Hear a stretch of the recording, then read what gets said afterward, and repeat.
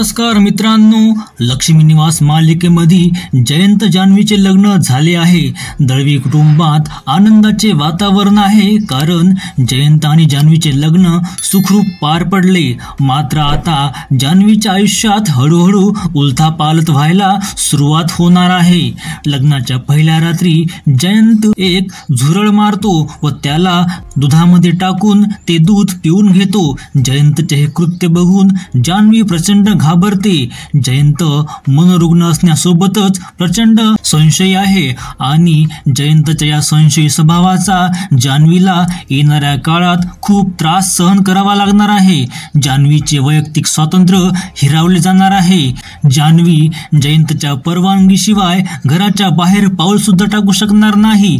जयंतच्या घरी सीसीटीव्ही कॅमेरे लावलेले आहेत, त्यामुळे जयंत ऑफिसला गेल्यानंतर सुद्धा तो जान्हवीवर नजर ठेवून असतो। जान्हवी दिवसभर काय करते याकडे त्याचे संपूर्ण लक्ष असते, त्यामुळे येणाऱ्या काळात जान्हवीचे आयुष्य पूर्णपणे जयंत कंट्रोल करणार आहे। लक्ष्मी निवास मालिकेत पुढे काय काय घडणार हे जाणून घेण्यासाठी आपल्या चॅनलला सबस्क्राईब नक्की करा।